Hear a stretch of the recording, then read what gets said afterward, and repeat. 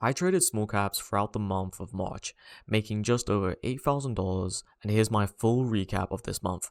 I'm Munir, also known as Good Trades, and I also run Unbiased Trading. Let's get straight into this. Now, just as a little recap for everyone, all these stats are from TraderSync. They're my platform of choice, at least for journaling. And all of this is just from my small cap trading. Doesn't include my kind of like algorithmic trading from futures. My small cap trading is 80% systematic, 20% discretion. The discretion mainly comes into weighing some variables that are difficult to accurately weigh just using data. So there's, accounts like news, dilution, market cycle, things like that, where a small amount of my discretion comes in. But a lot of my, all of my entries and exits are just made based off data and decisions like that. Sometimes it just affects my stock selection. So here is the equity curve from TraderSync. You can actually see it was a pretty decent month. However, it got really choppy for the majority of the month. I kind of made gains in the beginning of the month with one huge trade, and then it kind of just chopped around. I didn't make much progress, to be honest. I think overall market was, a bit difficult, at least for me in small caps. However, I'll obviously take this, but I just kind of, lost a lot of money. Not didn't lose a lot of money, but I mean, on the proportions of things, I lost a decent amount just with low gates, really, because none of my trades really went anywhere for the most part. So that's kind of what we just found around this month. Next is the stats. So my biggest profit, as I mentioned, was one of these, really big trades. It was $4,778. My biggest loss was $809. My profit and loss ratio was about 2.4, 53% win rate, which is actually quite low for me, especially with this kind of strategy. So normally I'm trying to aim for around the 60 to 70 mark. Normally median average is about 60%, so 53, decently low on there.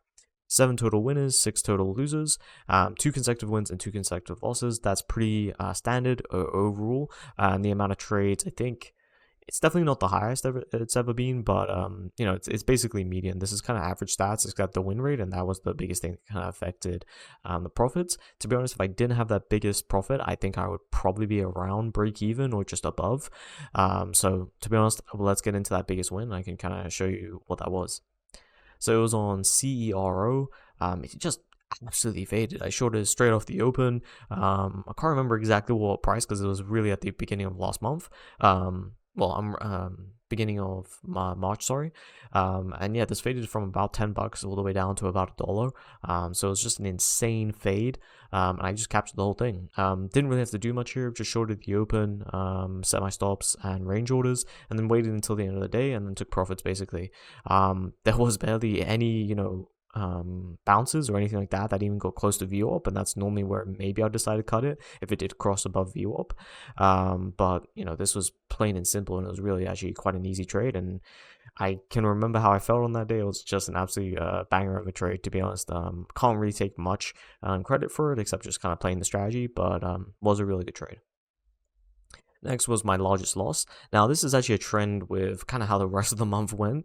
A lot of these trades I entered in the open or just about the open, and they just reclaimed and kind of kept on moving higher. And the strangest things about this month, really, is this kind of price action is pretty common if you're going to see it later in the day. But a lot of these were kind of fade in the beginning of the morning and then kind of reclaim around 10:30 or just before 10.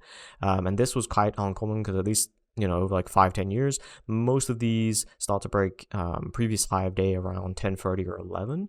So it was just doing a slight bit earlier, and I didn't really have any risk management techniques, at least for that, just because I based actually my trades over the larger sample, which was 5 to 10 years of trading. So I just kind of took a lot of losses on these where they reclaimed early in the morning, and that's kind of how it went. Luckily, I didn't really experience any big slippage or anything like I did last month on one of my trades. I did up my risk to $800. So that's been, a new experience. To be honest, it actually wasn't that bad. I promised in last video that I was going to up my risk, and I was making sure I held myself to that. So I upped it, I think, on the 5th of March, I believe, or yeah, maybe 5th to 7th of March.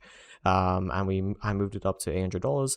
Pretty good sweet spot at the moment. I'm going to see if I can move it up next month even more, but I think at least at the moment, because this month was a bit tough, I think I'm going to let it play out for a bit and then maybe move it up when I'm a bit more confident. just with actually executing all of these. However, I know on like a actual sample count or just playing when to increase your risk, there is never a perfect time. That's been throughout the whole trading career, that like there's never really a good time to just size up, because when markets are going great, then you may size up and then they do a turn, or it could be the other way around. Definitely when you're in hotter market environments where there's obviously more edge, like maybe 2020, obvious signs to kind of like size up, and even a bit of that is hindsight, trading on that. But the people that did size up during 2020 just absolutely killed it. Obviously Lucas, or the short bear, is a great example of that.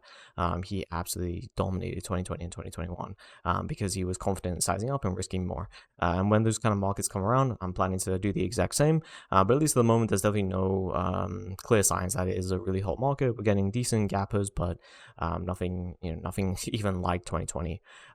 So overall, this month was decent. Those were kind of the main takeaways, at least.